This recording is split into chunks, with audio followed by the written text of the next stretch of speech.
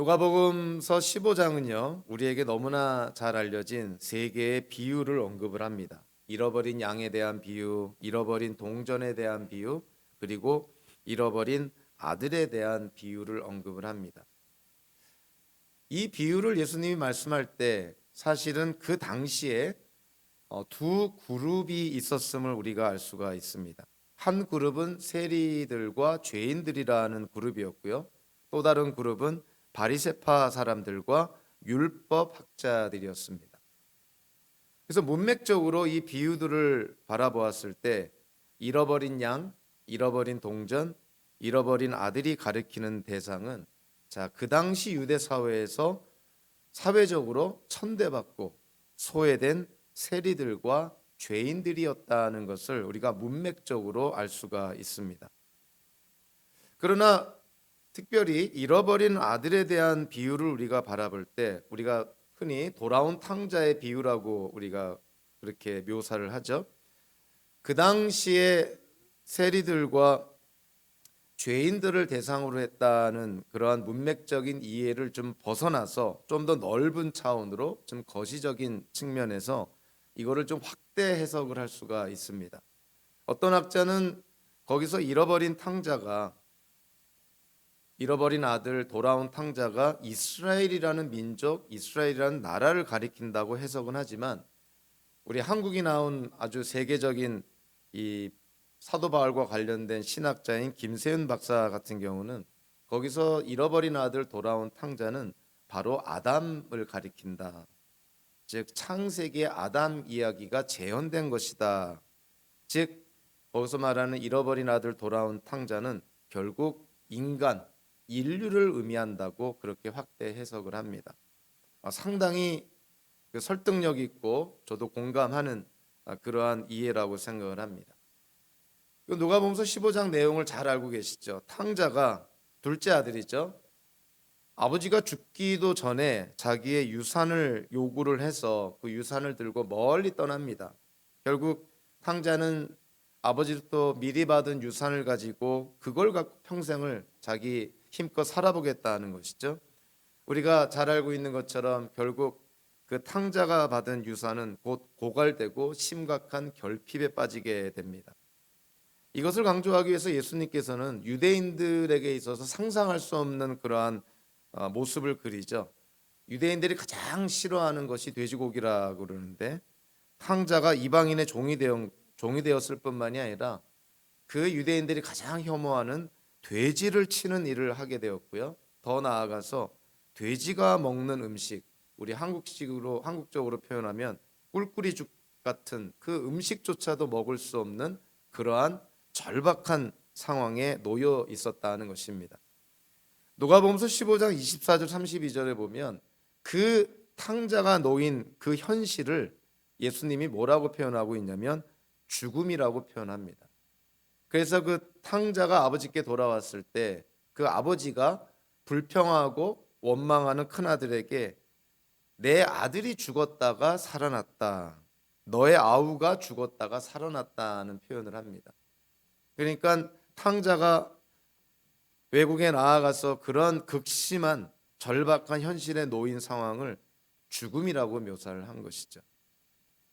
그래서 김세현 박사가 해석한 것처럼 이와 같은 현실이 바로 예수 그리스도를 믿기 전에 인간의 모습이고 예수님이 이 땅에 오시기 전에 인류의 모습이라는 해석은 지극히 성경적이라고 생각을 합니다.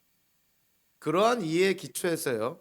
그렇다면 인간에게 있어서 구원이라는 것이 무엇일까 생각한다면 그 돌아온 탕자가 인류를 상징한다고 본다면 구원이라는 것은 결국 인간이 하나님의 피조물인 인간이 또 그들로 구성된 인류가 창조주 하나님인 아버지에게로 돌아오는 것이 구원이라는 것입니다.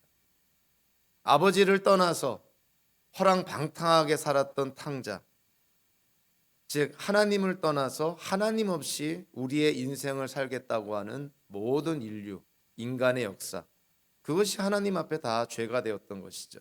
구원이라는 것은 결국 하나님과 인간 사이의 관계가 회복이 되는 것이죠. 그래서 돌아온 탕자가 아버지께로 돌아간 것처럼 하나님을 떠났던 하나님과 분리되었던 인류가 다시 하나님께로 돌아가서 하나님과 화해하고 하나님과의 관계가 회복이 되는 것, 그것이 바로 구원이라는 것입니다. 저와 여러분들도 그랬다는 것이죠. 우리도 하나님을 떠났다가 하나님의 은혜 가운데 우리를 부르시고, 그래서 우리가 예수님을 믿음으로 다시 하나님과의 관계가 회복이 된 것. 그래서 하나님을 단순히 창조주 하나님, 구원자 하나님 정도가 아니라 아버지라고 부를 수 있는 관계로까지 지금 우리가 하나님과의 관계가 회복이 된 것이죠. 그것이 바로 구원이라는 것입니다. 사실 이 돌아온 탕자의 비유에서 이렇게 아버지와 탕자가 화해할 수 있었던 조건은 두 가지가 있습니다. 첫째는 그 탕자에 대해서 아버지가 용서하는 마음이 있었다는 것이죠. 아무리 탕자가 돌아왔다 해도 아버지가 용서하는 마음이 없었다면 그 두 사람의 관계는 결코 회복되지 않습니다. 아버지의 용서하는 마음뿐만이 아니라 또 한 가지 화해를 위해서 꼭 필요했던 것은 바로 탕자의 회개였던 것이죠. 탕자가 자기의 삶이 잘못됐다는 걸 깨닫고 돌이켜서 아버지께로 나아간 것, 이 돌이키는 방향 전환이 바로 회개라는 것입니다. 그러니까 아버지의 용서하는 마음과 탕자의 회개가, 그것이 합쳐졌을 때 두 사람의 관계가 화해가 되고 회복이 된 것이죠. 하나님과 인류의 관계도 한번 생각을 해볼까요? 하나님께서는 인간을 용서하시고 또 인류와 인간과의 관계를 회복시키시기 위해서 하나님은 먼저 용서하는 마음을 갖습니다. 그래서 그 용서하는 마음이 가장 확연하게 드러난 것이 이 땅에 하나님의 아들 예수 그리스도를 보내신 것이죠. 하나님의 마음, 우리를 사랑하는 하나님의 마음이 예수 그리스도를 통해서 보여준 것입니다. 그러나 그것만으로는 하나님과의 관계가 회복이 되지 않는다는 것이죠. 하나님께서 우리를 용서하시고자 예수님을 이 땅에 보내셔서 궁극적으로 십자가의 사건을 통해서 우리의 모든 죄를 사해 주시고 하나님과 관계를 회복시켜 주셨는데, 거기에는 반드시 뭐가 있어야 되냐면 죄인의 회개와 예수님에 대한 믿음이 반드시 있어야 되는 것입니다. 하나님이 아무리 우리를 용서하시고자 하되 인간이 회개하지 아니하고 마치 탕자가 돌이키는 결단이 없다면 아버지와의 관계가 회복이 되지 않은 것처럼 인간 또는 인류 또한 하나님과의 관계가 회복이 되지가 않습니다. 우리는 하나님의 주권을 절대적으로 믿습니다. 그러나 하나님의 주권을 믿는다고 해서 우리에게 주어진 책임이 없다고 얘기하는 것은 비성경적이고 적그리스도적인 해석인 것이죠. 하나님의 주권 아래서 우리의 책임을 다하는 것이 우리의 모습인 것처럼, 하나님의 주권 속에서 우리를 용서하시고자 했을 때 거기에 따른 인간의 합당한 반응이 있어야 되는 것이죠. 그것이 회개고 그것이 믿음이라는 것입니다. 아무리 역사적으로 십자가의 사건이 사실이라고 외쳐도 그 십자가에 달리신 예수님을 믿지 않는다면 우리와는 아무런 관계가 없는 역사적인 사건이나 다를 바가 없는 것이죠. 하나님이 자비로우시고 은혜로우시고 우리를 용서하시고 지금도 우리를 기다리시면서 인내하신다, 좋은 말인 것이죠. 그러나 그것만 알고 지낸다면 나에게 과연 무슨 유익이 있고 하나님의 그러한 속성이 나와 무슨 관계가 있겠습니까? 하나님의 그러한 속성, 하나님의 그러한 마음을 우리가 알고 하나님께로, 탕자가 아버지께로 간 것처럼 하나님께로 우리의 마음을 돌이킬 때, 회개할 때, 더 나아가 예수님을 믿을 때 하나님과의 관계가 회복이 되고, 그래서 우리가 하나님을 더 이상 두려워하는 심판관이나 재판관이 아니라 나를 사랑하시는 아버지라 부를 수가 있게 되는 것이죠. 우리 현대 기독교인들이 누굽니까? 우리는 어떠한 아이덴티티를 갖고 이 땅을 살아가고 있습니까? 오늘 본문 앞에 나오는 15절과 20절의 말씀과 오늘 본문인 21절과 23절의 말씀을 우리가 함께 바라보면 예수 그리스도의 보혈의 피로, 예수님의 십자가의 죽음으로 이제는 저와 여러분들이 하나님을 두려워하는 종의 영이 아니라 하나님을 아바, 아버지라 부르는 양자의 영, 아들의 영을 가진 자로 전환되었다고 말하고 있습니다. 우리는 하나님을 물론 경외해야 되고요, 극도로 존중해야 되지만 마치 하인이 주인을 무서워하는 그러한 두려워하는 영을 가진 자가 아니라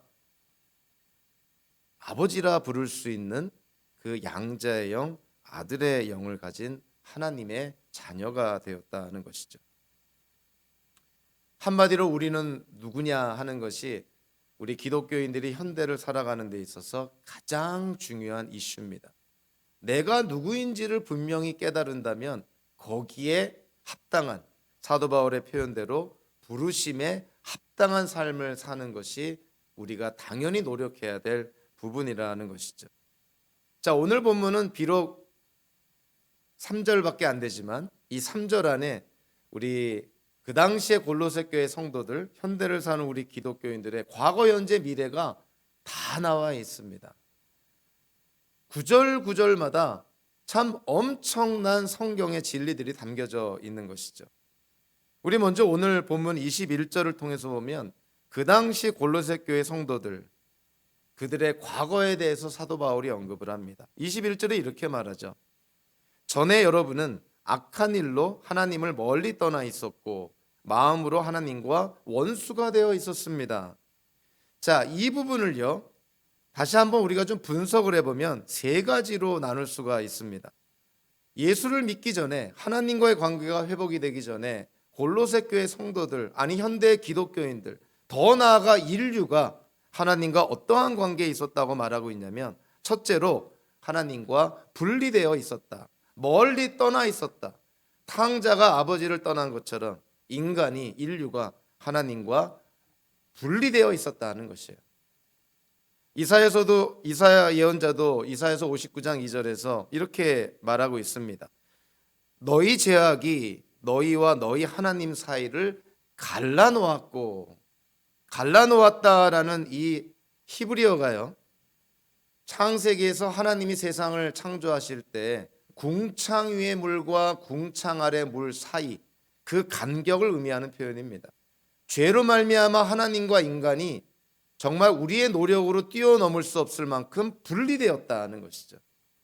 한마디로 우리의 과거, 인류의 과거는 하나님과 분리된 상태다. 분리된 상태일 뿐만이 아니라 21절 후반부에 보니까 마음으로 하나님과 원수가 되어 있었습니다. 그냥 멀어진 사이, 분리된 사이 정도뿐만이 아니라 분리되다 보니까, 멀어지다 보니까 하나님이 내 편이 아니라 하나님과 대적하는 자가 됐다는 거예요. 마음으로 하나님과 원수가 되었다. 그것이 우리가 예수 믿기 전에 우리의 마음이었다는 것이죠. 더 나아가서 골로새 교회 성도들의 과거가 하나님을, 예수를 통해서 하나님과 관계가 회복되기 전에는 악한 일을 행했다는 것이죠. 악한 일로.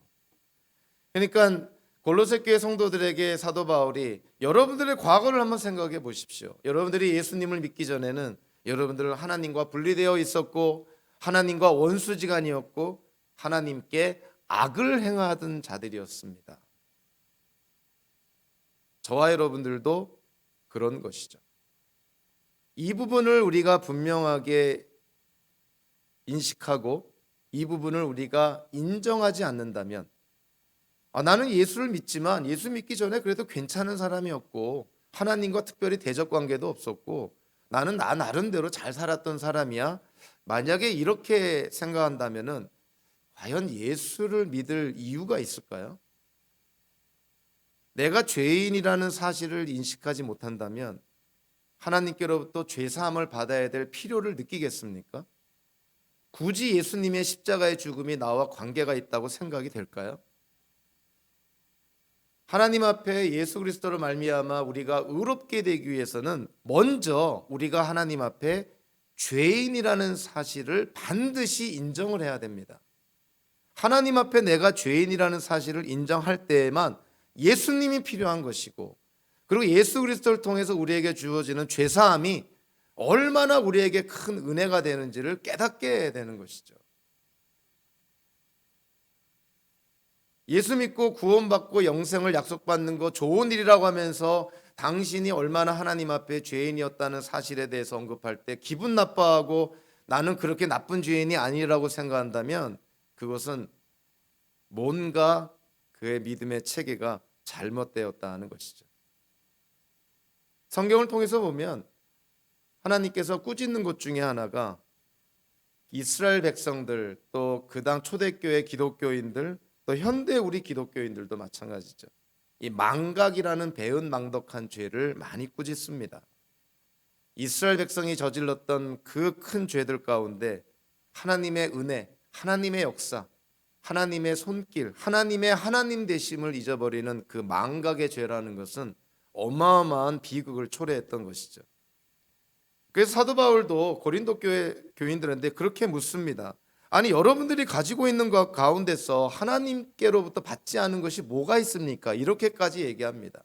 얼마나 자기 가진 것을 자랑하고 거기에 만족했는지 하나님을 잃어버린 것이에요. 지금 누리고 있는 것들에 취해서 누가 그와 같은 것들을 주셨는지를 잃어버린 것이죠. 망각의 죄에 빠진 것입니다. 10명의 문둥병자가 예수님께 치료를 받았을 때 오로지 사마리아인 문둥병자만 예수님께 나와서 감사합니다. 치료받기 전에는 자기의 문둥병을 치료만 해주면 자기의 목숨까지라도 아주 바칠 각오였을 텐데 치료받고 나서는 까마득하게 잊어버린 것이죠. 누가 자기를 치료해 줬는지. 10명 중에 1명만 예수님께 나아오게 됩니다.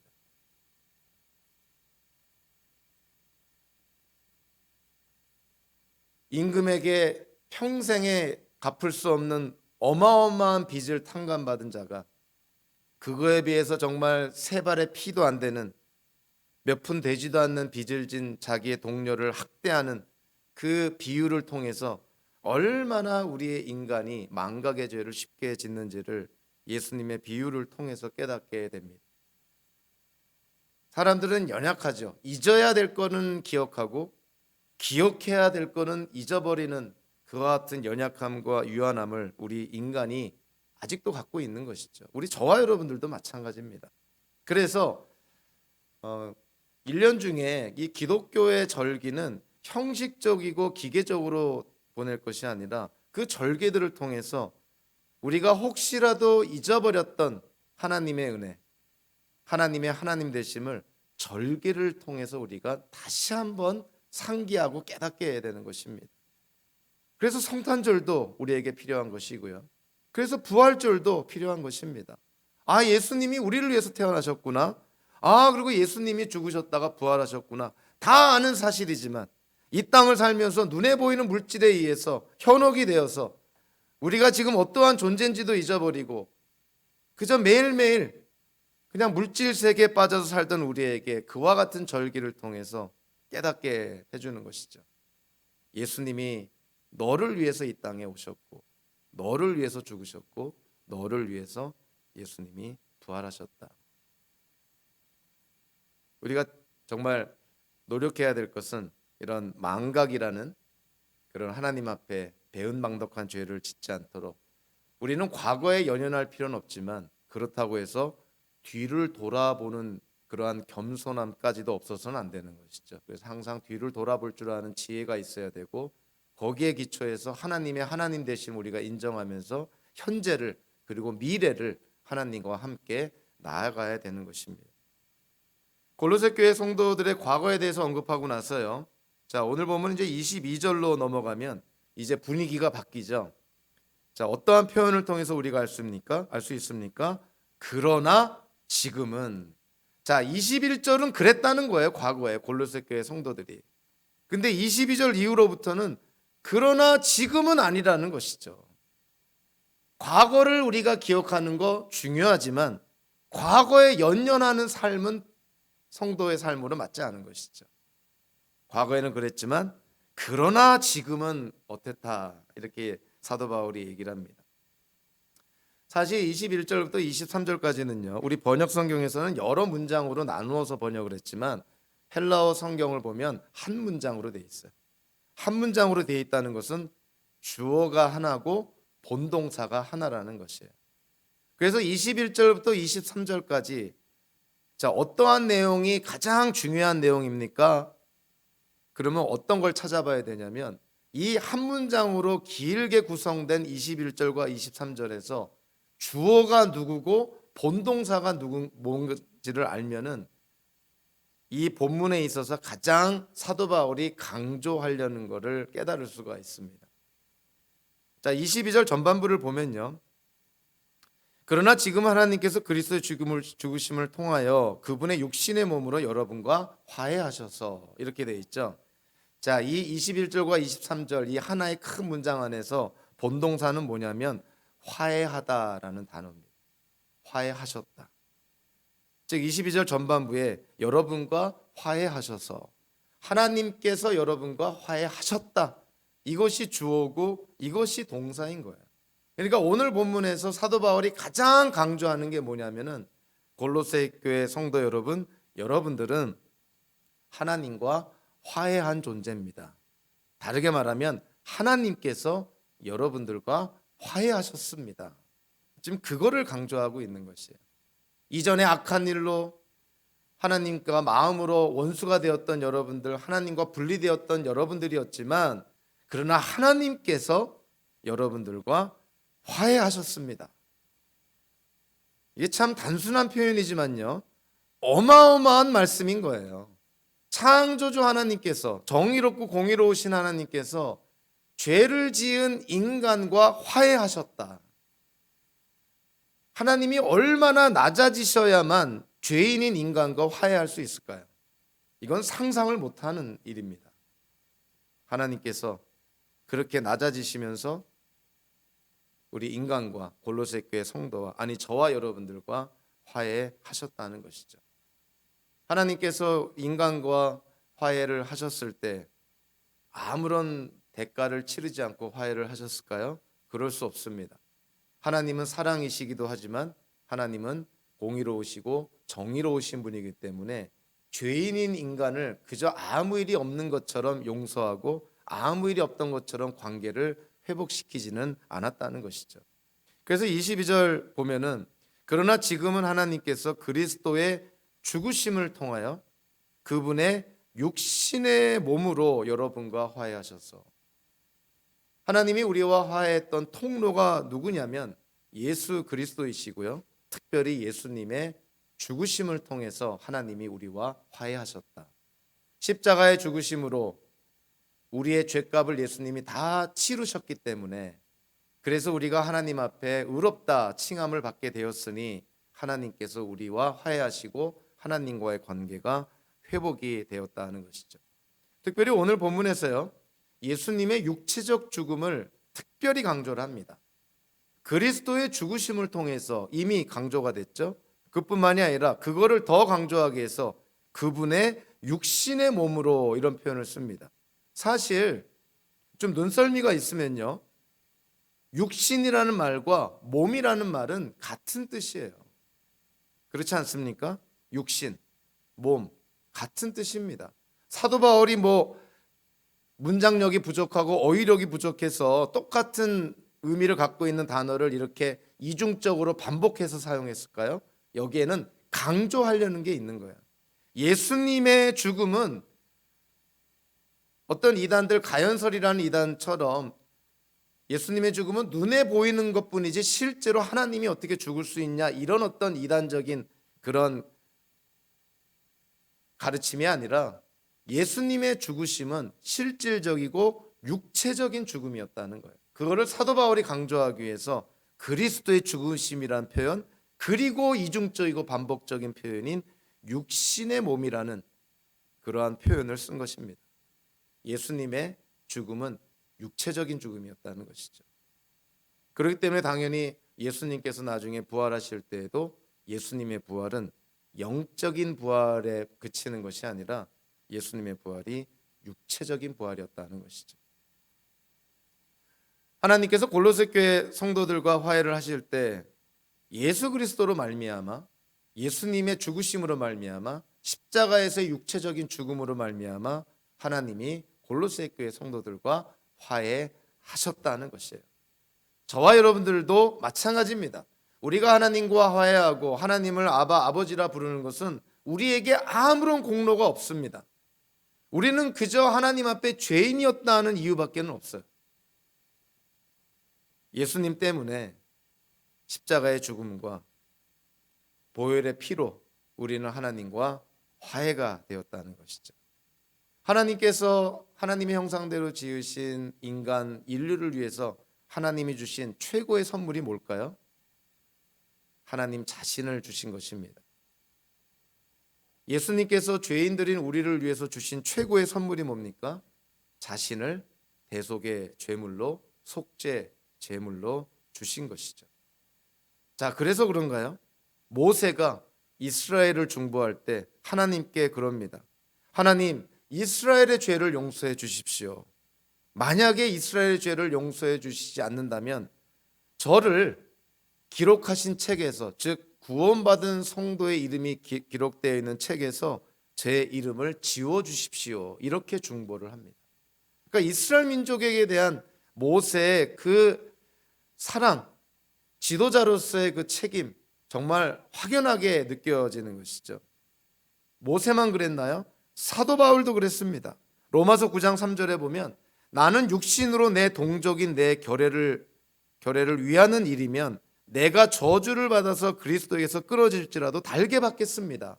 유대인들이 구원을 받게만 된다면, 하나님이 유대인들을 구원해 주시기만 한다면 내가 그리스도에게서 끊어져도 나는 괜찮습니다. 인류를 위해서 하나님이 하나님 자신을 들이시고 우리의 구원과 죄사함을 위해서 예수님께서 자신을 대속제물로 드리신 것처럼 모세도 이스라엘 백성을 위해서 자기를 드립니다. 바울도 유대인들을 위해서 자기 목숨까지도 주려고 했던 것이죠. 우리는 예수님의 리더십을 얘기할 때 항상 섬김의 리더십을 얘기를 합니다. 리더십이라는 것은 군림하는 자가 아니라 섬기는 자라는 것이죠. 그것이 성경에서 말하는 리더십이고 성경에서 말하는 섬김의 리더십, 예수님이 모범이 되는 것이죠. 섬김의 리더십에 백미라 할 수 있는 것은 예수님처럼 바로 희생이 있다는 것이죠. 그래서 성경에서 말하는 지도자, 성경에서 말하는 섬기는 지도자, 우리가 따라가야 될 섬기는 지도자의 모본이라 할 수 있는 예수님. 자, 섬기는 지도자의 특징은요, 지도자의 위치가 올라가면 올라갈수록 책임은 늘고 권리는 줄어드는 것이 섬기는 지도자입니다. 내가 이만한 자리에 올랐으니까 내가 이제 군림할 수 있고 나에게는 명령할 수 있는 권리가 있고 이제 여러분들은 나에게 순종해야만 한다, 뭐 이런 식의 세상적인 지도자가 아니라 성경에서 말하는 지도자는 책임을 갖고 섬기는 자입니다. 군림하는 자나 권리를 주장하는 자가 아니라는 것이죠. 그래서 우리가 예수님을 본받는 지도자가 되고자 한다면 지도자라는 것은 짊어진 책임이 더 늘어나는 것이고 대신에 내 주장과 권리는 줄어드는 그것이 섬기는 지도자, 희생이 섬기는 지도자의 백미라는 것이죠. 그래서 우리가 신앙생활할 때 신앙생활도 단계가 있습니다. 신앙이 어린애 같은 신앙인이었다가 이제 성숙한 신앙인으로 성장하고 자라나면서 자기의 어떤 신앙의 단계를 한번 생각해 본다면 그렇게 질문하시면 돼요. 나는 이 공동체에 와서, 나는 이 교회에 와서 성도들과 함께 신앙생활하면서 나는 내 권리를 주장하는 자인가? 아니면 책임감을 갖고 있는가? 책임감을 가지면 가질수록 사실은 그 교회의 지도자인 것이에요. 교회에 와서 권리를 주장하고 요구를 하고 교회가 뭔가 해줘야 된다고만 그렇게 주장을 한다면 그건 아직도 지도자의 자리에 있지 않은 것이죠. 책임감을 갖는 것, 책임감을 얼마나 갖느냐, 그것이 지도자의 어느 위치에 있는지를 보여준다는 것이죠.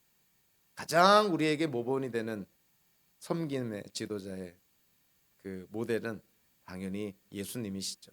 예수님은 권리를 주장하지 않고 이 땅에 오신 성부 하나님의 구원의 계획, 그 책임을 자발적으로 희생적으로 의지적으로 짊어지신 분이 바로 예수님이었다 하는 것을 우리가 기억할 필요가 있습니다.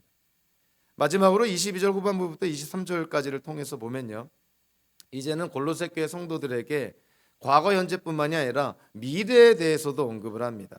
22절 후반부에 이렇게 말하죠. 여러분을 거룩하고 흠이 없고 책망할 것이 없는 사람으로 자기 앞에 내세우셨습니다. 이렇게 나눠서 번역을 했지만, 자, 헬라어 성경 원어에 충실하게 번역을 하면 다음과 같이 번역이 됩니다.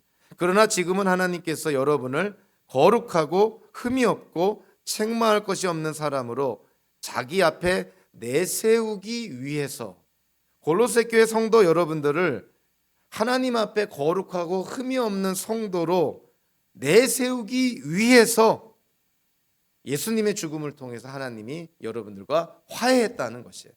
그러니까 하나님의 목적이 뭐예요? 예수 그리스도를 통해서 여러분들과 화해했을 때 하나님의 목적은 예수님이 이 땅에 다시 오실 때 여러분들이 하나님 앞에 거룩하고 흠이 없고 책망할 것이 없는 사람으로 세워지기를 원했다는 것이죠. 그것이 하나님의 목적입니다.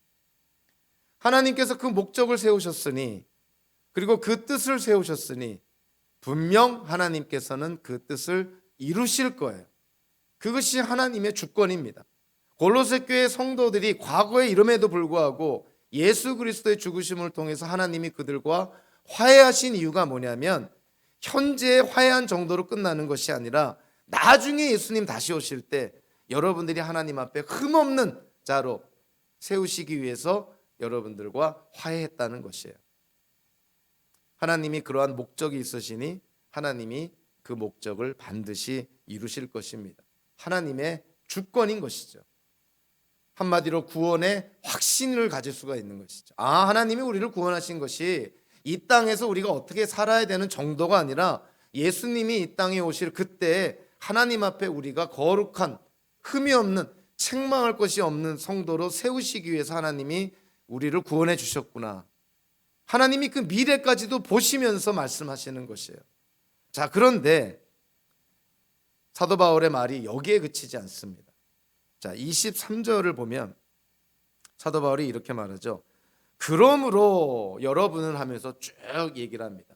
그러므로 여러분은 이래야 되고, 여러분은 이래야 되고, 이래서는 안 되고, 이렇게 살아야 됩니다. 그러므로라고 쭉 얘기를 하죠.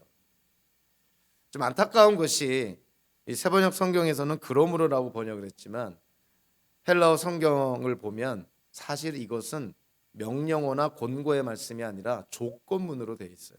아까도 얘기했지만 21절부터 23절까지는 한 문장입니다.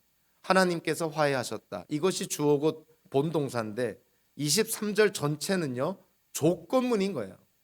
자, 조건문이라면 23절을 어떻게 번역을 해야 됩니까? 이렇게 번역이 되시죠. 만약 여러분이 믿음에 튼튼히 털을 잡아 굳건히 서 있고 여러분이 들었고 하늘 아래 있는 모든 피조물에게 전파되었으며 나 바울이 일꾼이 된 복음의 소망에서 떠나지 않는다면, 이렇게 말씀을 합니다. 그러니까 뒷부분만 보면 구원이 마치 내가 이 땅에서 어떻게 하느냐에 달려있는 것처럼 행위 구원론처럼 느껴질 수 있지만 앞에 22절과 균형 잡히게 이해를 해야 돼요. 하나님께서 우리와 화해시키신 이유가 세상 종말에 예수님이 오실 때 우리가 하나님 앞에 거룩한 성도로 내세우기 위함이었다고 분명하게 말씀을 합니다. 하나님의 주권이죠. 하나님께서 분명히 이루실 것입니다. 그 하나님의 주권 아래서 조건이 따르는 것이에요. 결국 인간의 책임을 강조합니다. 하나님이 여러분들을 구원하셔서 궁극적으로 구원을 이루실 것입니다. 그 하나님의 은혜와 주권 아래서 여러분들은 이렇게 살아야 된다고 얘기를 하고 있는 거예요. 자, 구원받았으니 캐사라세라, 내 마음대로 내가 하고 싶은 대로 죄 짓고 싶은 거 다 지어도 내가 구원받았으니 나는 결국에 구원받을 것이다. 이래서는 안 된다는 것이죠. 사도 바울은 구원과 영생이 하나님의 은혜와 하나님의 주권임을 강조하지만 그렇다고 해서 성도의 책임인 도덕과 윤리와 삶을 절대로 방관하지 않습니다. 오히려 더 강조를 하죠. 그래서 23절이 그런 것이에요.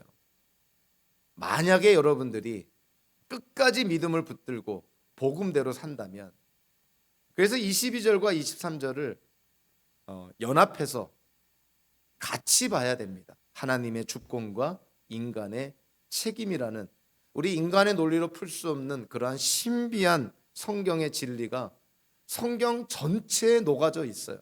오늘 본문도 마찬가지인 것입니다.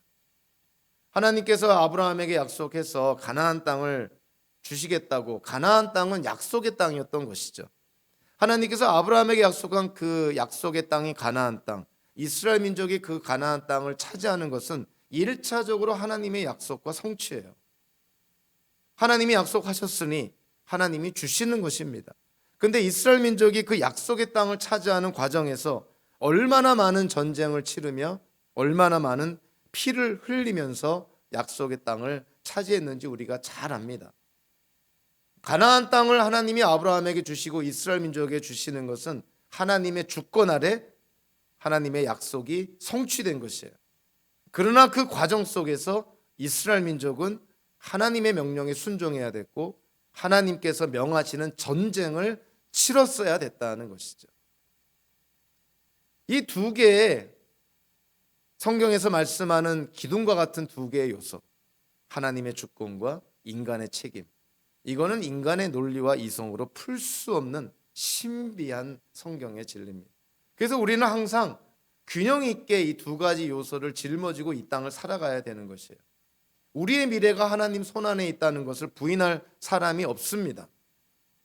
그러나 한편 생각해 보면요, 우리가 이 땅에서 지금 현재 내리는 결정들이, 선택들이 모아져서 우리의 미래가 된다는 것도 부인할 사람은 없어요. 이 두 가지의 성경의 말씀을 어떻게 조화를 이룰 겁니까? 우리의 미래가 하나님께 달려있다. 그리고 우리의 미래가 지금 내리는 우리의 선택과 결정에 달려있다. 참 신비한 부분이죠.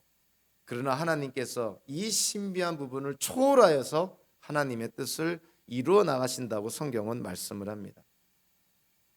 그래서 우리는 현재 최선을 다해야 되면서 우리의 미래와 앞날과 우리의 모든 것을 하나님께 맡기면서 최선을 다해야 되는 것이죠. 오늘 본문 21절과 23절은요, 골로새 교회 성도의 과거, 현재, 미래, 그리고 현재를 어떻게 살아야 될지에 대해서 비록 짧은 본문이지만 아주 명확하게 말씀을 합니다. 오늘 본문과 일맥상통하는 본문이요, 에베소서 2장 1절부터 10절까지의 말씀이에요. 어떤 분은 골로새서 1장 21절과 23절의 주석이 마치 에베소서 2장 1절과 10절과 같다고까지 얘기를 합니다. 그만큼 두 개의 본문이 굉장히 연관성이 있는 것이죠. 자, 에베소 2장 1절과 3절을 제가 한번 읽어드리면, 에베소 성도들이 예수님을 믿기 전에 어떠한 존재였는지를 사도 바울이 묘사를 합니다. 이렇게 묘사를 합니다. 여러분도 전에는 허물과 죄로 죽었던 사람들입니다. 그때 여러분은 허물과 죄 가운데서 이 세상의 풍조를 따라 살고 공중의 권세를 잡은 통치자, 곧 지금 불순종의 자식들 가운데서 작용하는 영을 따라 살았습니다. 우리도 모두 전에는 그들 가운데서 육신의 정욕대로 살고 육신과 마음이 원하는 대로 행했으며 나머지 사람들과 마찬가지로 날 때부터 진노의 자식이었습니다. 에베소 교회 성도 여러분들이 예수를 믿기 전에 이와 같았다는 거예요. 오늘 보면 골로새 교회 성도들이 어떤 과거의 모습이었는지 21절에 말한 내용을 풀어서 설명한 것입니다. 근데 에베소 2장 4절부터 9절까지는요, 2장 4절이 그러나로 시작을 합니다. 오늘 보면 22절이 그러나로 시작하는 것과 같은 시작이죠. 상황이 바뀌었다는 거예요. 에베소 2장 4절 9절이 골로새 교회 성도의 현재의 정체성에 대해서 언급을 합니다. 그러나 하나님은 자비가 넘치는 분이셔서 우리를 사랑하신 그 크신 사랑으로 말미암아 범죄로 죽은 우리를 그리스도와 함께 살려주셨습니다. 여러분은 은혜로 구원을 얻었습니다. 여러분은 믿음을 통하여 은혜로 구원을 얻었습니다. 이것은 여러분에게서 난 것이 아니요 하나님의 선물입니다. 과거에 여러분들이 이런 죄인이었지만, 하나님의 진노의 자식이었지만, 지금은 믿음으로 하나님의 은혜로 구원받은 자들입니다.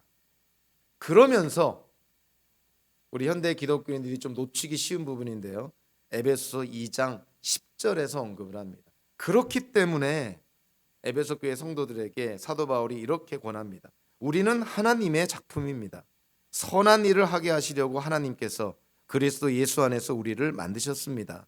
하나님께서 이렇게 미리 준비하신 것은 우리가 선한 일을 하며 살아가게 하시려는 것입니다. 하나님이 여러분들을 구원하여 주신 이유가 그냥 구원과 영생을 받아 누리며 원하는 대로 살라고 그렇게 행하신 것이 아니라 이 땅에서 성도로서 하나님이 원하시는 선한 일을 하게 하시려고 하나님이 여러분들을 구원해 주셨습니다. 교회 출석하는 교인들에게 구원에 대해서 물어보면 열이면 아합이 구원받았다 그러죠. 하나님께서 왜 여러분을 구원해 주셨습니까? 물으면 답이 쉽게 나오질 않습니다. 그냥 구원과 영생을 받아 누리면 되는 것이 아닌가? 그러니까 성경은 그렇게 말하고 있지 않죠. 하나님께서 기뻐하시는 선한 일을 하게 하시려고 하나님이 여러분을 구원해 주셨다는 것이에요. 저를 구원해 주신 이유가 그겁니다. 이 자리에 앉아 있는 우리가 구원받았다면 하나님께서 원하시는 선한 일을 해야 되는 것이죠. 그것이 성도가 이 땅을 살아가면서 당연히 가져야 될 책임이라는 것입니다. 우리는 하나님의 은혜로 구원받은 성도임에 분명합니다. 그러나 구원받은 성도는 구원의 열매가 맺혀지는 것은 당연한 것이고 그것이 바로 선한 일이라고 성경은 말하고 있습니다. 자, 오늘의 말씀을 통해서요, 다시 한번 우리가 어떠한 존재인지를 다시 한번 확인하시기를 바랍니다. 우리가 어떠한 정체성을 갖고 이 땅을 살아가는지를 우리가 확인하고 확신한다면 우리의 삶은 그 정체성에 맞춰서 살아가야 될 것입니다. 저와 여러분들의 삶 속에서 정말 우리가 하나님의 아들이요 하나님의 딸이라는 것이 우리의 삶을 통해서 온전히 증명이 돼서 하나님께 영광을 돌리시는 그러한 우리 모두의 삶이 되기를 주님의 이름으로 축원합니다. 기도하겠습니다. 하나님 감사합니다. 오늘도 말씀을 통해서 다시 한번 우리가 어떤 존재였다가 지금은 어떠한 정체성을 가지며 어떻게 살아야 될지를, 그리고 우리가 어떠한 소망을 갖고 확신을 갖고 살아가고 있는지를 다시금 깨닫게 하여 주심에 감사를 드립니다.